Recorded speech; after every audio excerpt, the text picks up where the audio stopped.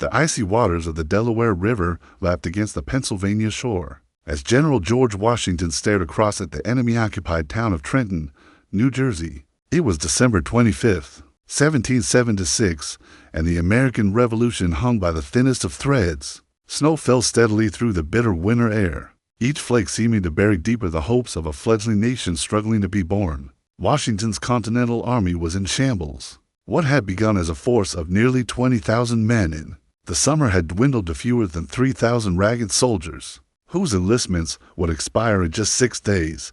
Many marched barefoot, leaving bloody tracks in the snow, their feet wrapped in torn cloth and strips of leather. Their uniforms, if they could still be called that, were little more than tattered rags that provided scant protection against the brutal winter that had settled over the colonies like a death shroud. The general's weathered face bore the weight of countless defeats. The British had driven his army from New York City in a series of humiliating retreats that had cost them Manhattan, White Plains, and Fort Washington. Each loss had taken not only men and supplies, but something far more precious, the belief that this rebellion against the crown could succeed across the colonies. Support for the revolutionary cause was crumbling like autumn leaves. Loyalists openly celebrated British victories, while patriots whispered of surrender in taverns and meeting houses.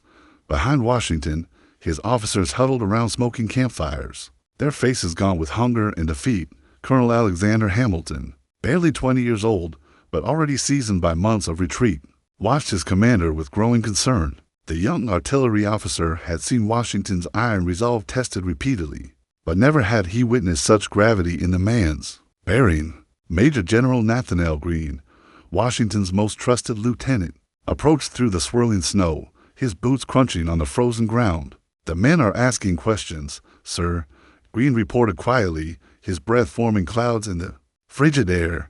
"They want to know if we're going to fight or if we're going to keep running." The words hung between them like icicles, sharp and dangerous. Both men knew that retreat was no longer an option.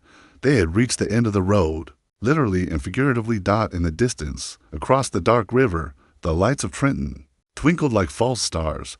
The town housed nearly 1,500 Hessian soldiers, German mercenaries hired by King George III to crush the American rebellion. These were not mere soldiers, but professional warriors who had earned fearsome reputations on European battlefields. Under the command of Colonel Johann Gottlob, they had settled into winter quarters, confident that the beaten Americans posed no threat during the harsh winter months. What the Hessians did not know was that desperation had transformed Washington from a cautious commander into a man willing to stake everything on a single, audacious gamble. As he stood on that frozen river bank, watching enemy campfires flicker in Trenton, Washington made the decision that would either save the revolution or end it in one final, glorious defeat.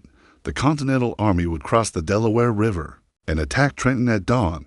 It was madness, his advisors whispered, but Washington knew that sometimes madness was the only path to salvation.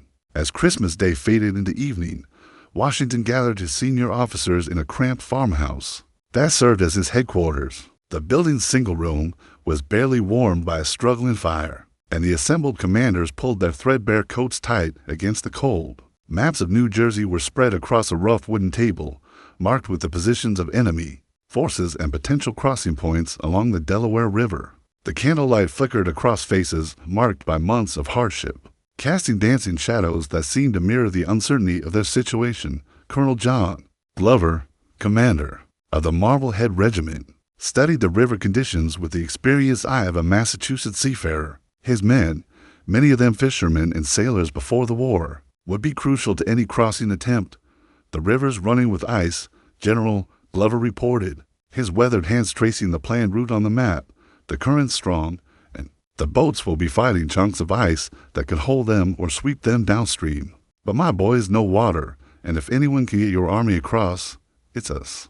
According to historical accounts documented in David Hackett Fisher's comprehensive study Washington's Crossing, the plan that emerged from this meeting was both simple and extraordinarily dangerous. The army would divide into 3 columns, each crossing the Delaware at different points to converge on Trenton from multiple directions. Washington himself would lead the main force of 2,400 men across at McConkey's Ferry, 9 miles upstream from Trenton. General James Ewing would take 700 men across directly opposite Trenton to block the southern escape routes. while Colonel John Cadwalader would cross downstream with 1,800 Pennsylvania militia to engage Hessian reinforcements from the south. The success of the operation depended on perfect timing and coordination. All three forces had to cross simultaneously despite the treacherous conditions and strike Trenton at dawn. Any delay or failure by one column could doom the entire enterprise. Even more challenging, the attack had to be completed quickly, before British reinforcements from Princeton and other nearby garrisons could respond. It was a plan that required everything to go exactly right at a time when nothing had gone right. For the Continental Army in months, Major General John Sullivan, who would command one wing of the main assault, voiced the concerns that weighed on everyone's minds.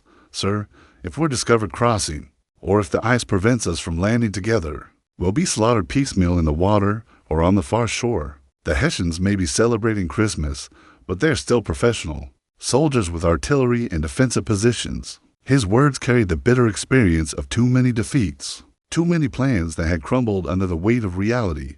Washington listened to each concern, acknowledging the risks while maintaining an unwavering focus on the necessity of action. He knew that his officers were thinking beyond this single battle, to the larger implications of failure. If the Continental Army was destroyed crossing the Delaware, the Revolution would die with it. There would be no second chances, no opportunity to rebuild. The colonies would return to British rule, and those who had committed themselves to independence would face the hangman's noose. But Washington also understood something that perhaps only a commander facing total defeat could comprehend. Sometimes, the most dangerous course of action becomes the safest. When all alternatives lead to certain destruction, retreat meant the dissolution of the army as enlistments expired. Inaction meant slow starvation and desertion. Only attack offered the possibility, however slim, of changing their fortunes and rekindling the flame of revolution that British victories had nearly extinguished. As the meeting concluded and officers dispersed to prepare their units, Washington remained alone with the maps and the weight of command. Outside, the wind howled through the bare trees, and snow continued to fall on an army that would soon stake everything on a few hours of darkness. And the courage of men who had already given more than anyone had the right to ask.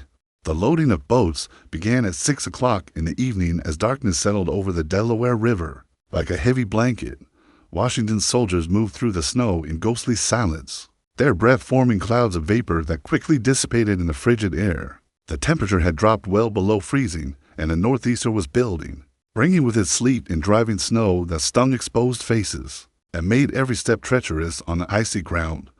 Colonel Glover's Marblehead men had assembled an assortment of vessels for the crossing, Durham boats typically used for hauling iron ore, along with smaller ferry boats and whatever other craft they could commandeer. The Durham boats, 60 feet long and 8 feet wide, could carry 30 men each, but loading them in the darkness while ice floe swept down the river required seamless coordination and nerves of steel. Each boat had to be guided through the churning water by men who understood that a single mistake could send soldiers to their deaths in the icy depths. As documented in contemporary accounts preserved by the New Jersey Historical Society, the crossing proved even more difficult than anticipated. The storm intensified as the night wore on, turning from snow to sleet and then to a freezing rain that coated everything in a layer of ice. Soldiers slipped and fell. As they made their way down the steep banks to the water's edge, equipment had to be passed from hand to hand to prevent it from sliding into the river, and the horses and artillery pieces required special handling that consumed precious time. Captain Alexander Hamilton supervised the loading of his battery, ensuring that each cannon was properly secured and that ammunition remained dry despite the worsening weather. The young officer watched anxiously as boat after boat pushed off into the darkness, swallowed by the storm and the night. There was no way to know if they were making progress or if the ice and current were carrying them downstream, away from their intended landing point. Communication between boats was impossible, and each vessel became an island of 20 or 30 men fighting their own battle against the elements. Washington himself crossed in one of the early boats, standing in the bow despite the danger, his tall figure silhouetted against the storm.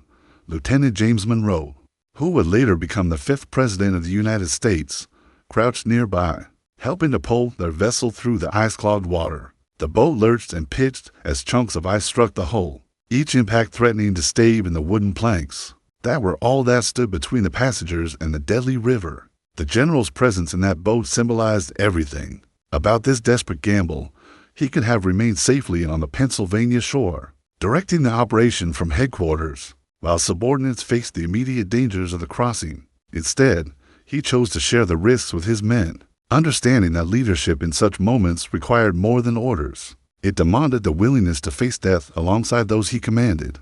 Behind them, the crossing continued throughout the night as boat after boat fought its way across the Delaware. Some vessels were swept downstream by the current and had to fight their way back to the intended landing point. Others became trapped between ice floes and required rescue by Glover's experienced watermen. Several boats took on water, soaking soldiers and supplies, while the extreme cold made every movement painful and clumsy. By 3 o'clock in the morning, it became clear that the schedule was hopelessly behind. The original plan had called for the entire force to be across the river by midnight, allowing time to march the 9 miles to Trenton and attack at dawn. Instead, soldiers were still crossing as the first hints of dawn began to lighten the eastern sky. The delay should have meant calling off the attack, but Washington made another of his crucial decisions. They would press on, attacking in full daylight if necessary.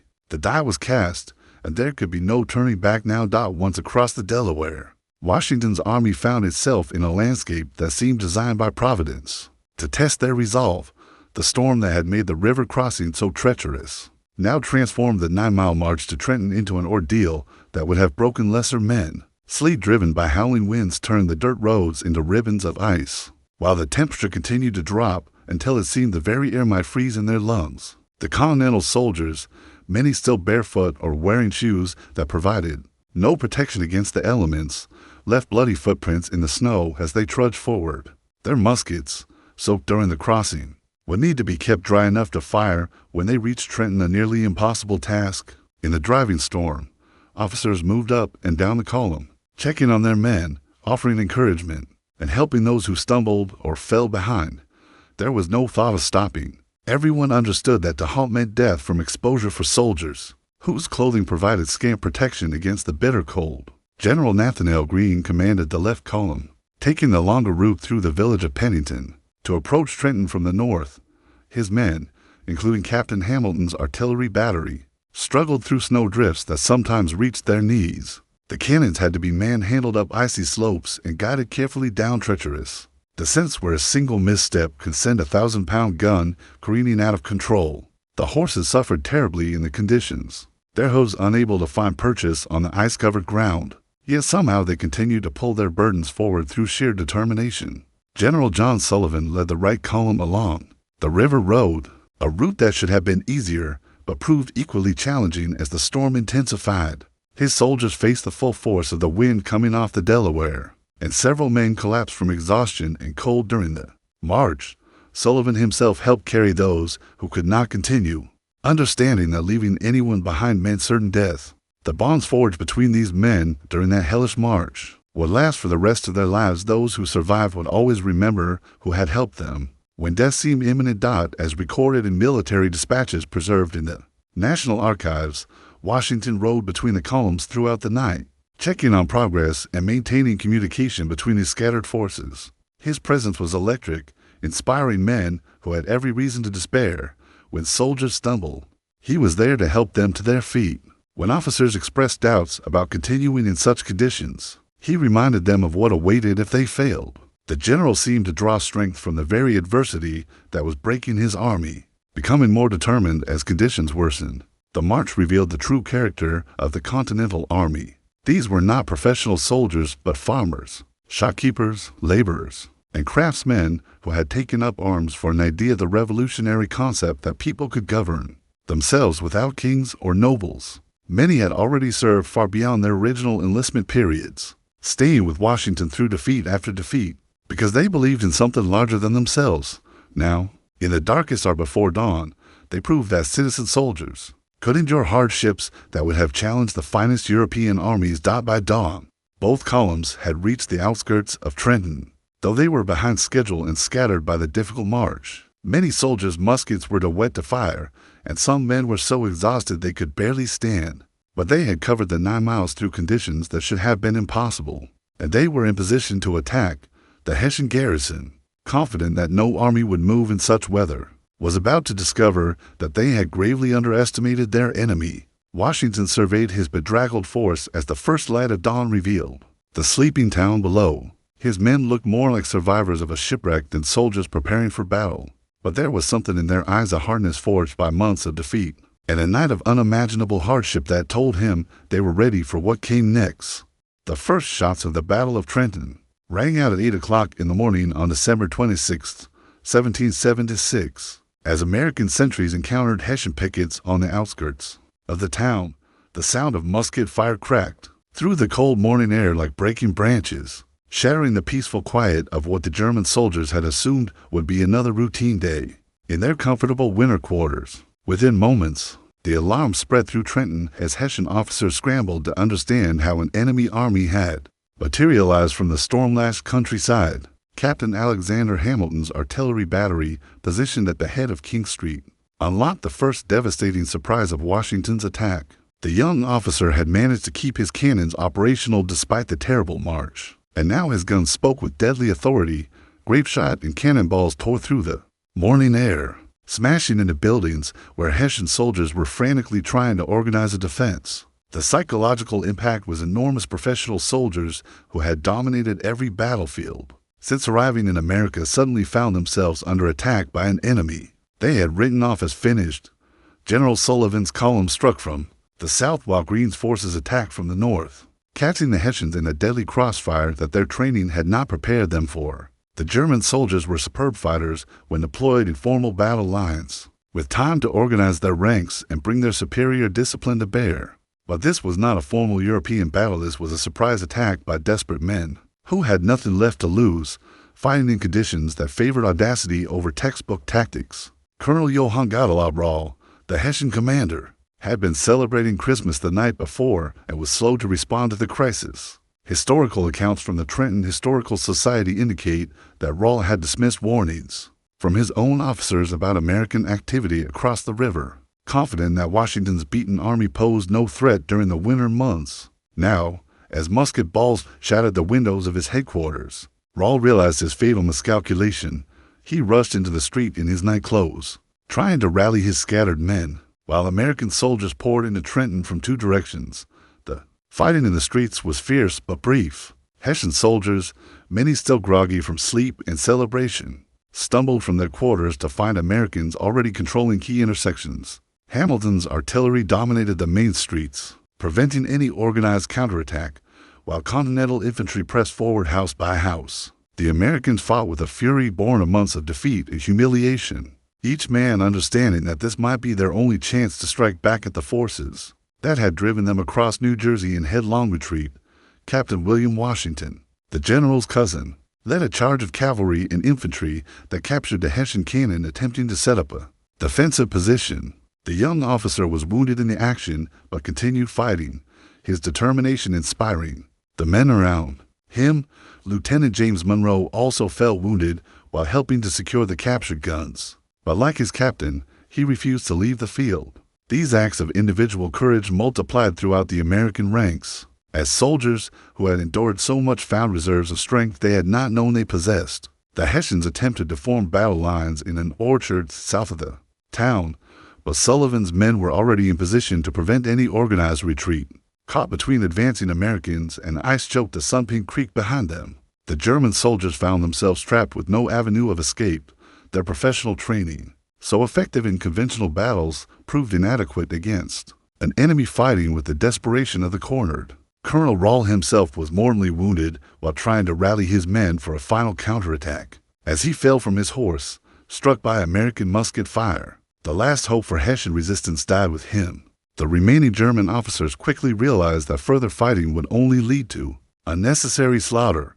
After less than 2 hours of combat, white flags began appearing throughout Trenton as the surviving Hessians surrendered to their American captors. The Battle of Trenton ended as suddenly as it had begun, leaving behind a scene that few who witnessed it would ever forget.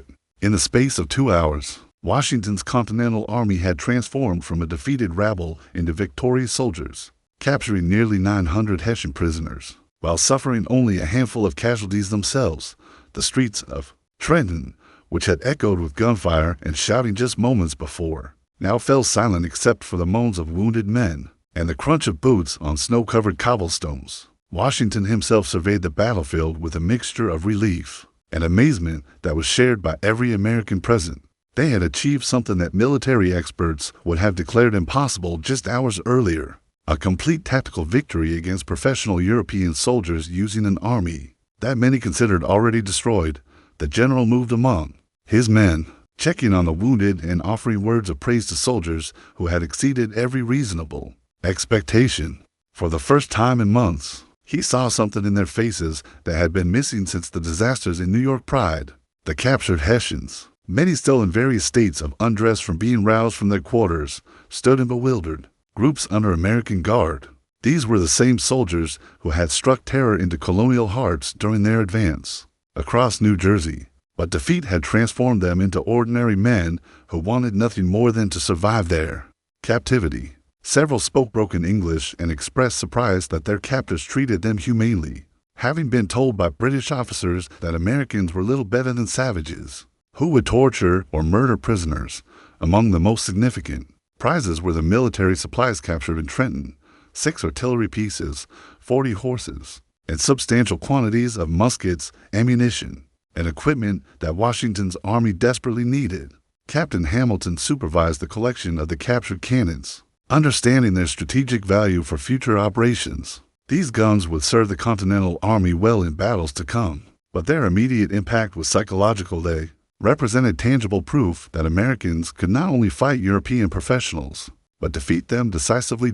As documented in letters preserved by the Library of Congress, news of the victory spread rapidly through the surrounding countryside, carried by messengers who could hardly believe their own reports. Patriot families who had watched the Continental Army retreat through their villages in apparent defeat now learned that Washington had struck back with devastating effect. The psychological impact extended far beyond the immediate tactical gains, breathing new life into a revolutionary cause that had seemed on the verge of collapse. The treatment of prisoners also served American interests in ways that Washington understood perfectly, by ensuring that captured Hessians were fed, sheltered, and protected from retribution. The Americans demonstrated that they were civilized opponents worthy of recognition, rather than rebels to be crushed without mercy. Many of the German prisoners would eventually settle in America after the war, but even those who returned to Europe carried with them stories of American military competence and humanitarian conduct that challenged British propaganda about colonial barbarism. Perhaps most importantly, the victory at Trenton provided Washington with the credibility he needed to convince his soldiers to extend their enlistments beyond their December 31st expiration date. Standing before his assembled army in the aftermath of victory, the general appealed to their patriotism and their newfound confidence. He reminded them that they had proven they could defeat any enemy when properly led and supplied, but that their country still needed their service. The response was not universal, but enough men stepped forward to keep the Continental Army alive for another crucial campaign. The immediate strategic impact was equally significant. British forces throughout New Jersey, which had been advancing toward Philadelphia in apparent confidence of ending the rebellion, suddenly found themselves facing an enemy they had written office finished. General William Howe, the British commander, was forced to reconsider his entire winter strategy and pull back his scattered garrisons to more defensible positions. The initiative, lost since the disasters around New York City, had suddenly shifted back to the Americans. The Battle of Trenton accomplished far more than the capture of a single New Jersey town. It resurrected the American Revolution at the moment when that could seem destined for the grave. Within days of Washington's victory, reports of the stunning triumph were spreading throughout the 13 colonies, carried by writers who brought news that seemed almost too good to believe. Patriot newspapers, which had been reduced to printing apologies and explanations for constant defeats, suddenly had a genuine victory to celebrate, complete with captured enemy soldiers as proof that the impossible had indeed occurred. The political impact proved as crucial as the military victory. The Continental Congress, which had fled Philadelphia as British forces approached, began to reconsider its pessimistic assessments of the war's prospects. Support for Washington's leadership, which had been wavering after the disasters in New York, solidified as representatives realized they had a general who could win battles when given proper resources and authority. More importantly, colonial governments that had been hedging their bets began to commit more fully to the Revolutionary cause. Understanding that American arms could triumph over the world's finest military forces. International observers also took notice of Trenton, though its full diplomatic significance would not become apparent for years. French officials, who had been quietly watching the American rebellion while maintaining official neutrality, began to see the colonists as potentially valuable allies rather than doomed insurgents. The professional competence displayed in the surprise attack suggested that American forces, properly supported, might be capable of sustaining a long war against Britain. Exactly what French strategic interests required. The seeds of the future French alliance were planted in the snowy streets of Trenton. According to military historians cited in scholarly journals of the American Historical Association, Washington's victory also demonstrated tactical innovations that would influence military thinking for generations. The successful coordination of a night river crossing, followed by a dawn assault in terrible weather conditions, showed that citizen soldiers could execute complex operations traditionally considered beyond the capabilities of amateur forces. European military academies would study the Trenton campaign as an example of how determined leadership could overcome apparently impossible odds. The human dimension of the victory was equally important for sustaining the revolutionary cause. Soldiers who had endured months of defeat and hardship could now tell their families and communities that they had participated in a genuine triumph over professional enemies. Veterans of the crossing would carry those memories for the rest of their lives, and many would name sons after generals who had led them through that terrible night to victory. The shared experience of extreme hardship followed by unexpected success created bonds that would hold the Continental Army together through the dark years still ahead. Washington himself understood that Trenton was only the beginning, not the end, of what would be required to secure American independence. Within days of the victory, he was planning follow-up operations to maintain the momentum and prevent British forces from regaining the initiative. The success had bought him time and credibility, but the fundamental challenges facing the Continental Army, lack of supplies, short enlistments, insufficient funds, remained as daunting as ever. Yet something fundamental had changed on the frozen battlefield of Trenton. An army that had seemed beaten beyond recovery had proven that it could not only survive, but prevail against formidable odds. A general whose leadership had been questioned had demonstrated the strategic vision and personal courage necessary to guide a revolution through its darkest hour. Most importantly, a cause that had appeared lost had been given new life through the courage of men who refused to surrender their hopes for freedom. The Battle of Trenton stands today as proof that the American Revolution succeeded not because victory was inevitable, but because ordinary people proved capable of extraordinary sacrifice when fighting for principles they held sacred. In crossing the Delaware on that terrible Christmas night, Washington's soldiers did more than win a single battle. They kept alive the possibility that human beings could govern themselves without kings, nobles, or hereditary privilege. The revolution that began in Lexington and Concord was reborn in the streets of Trenton, ensuring that the ideals of 1776 would survive to inspire future generations seeking their own freedom.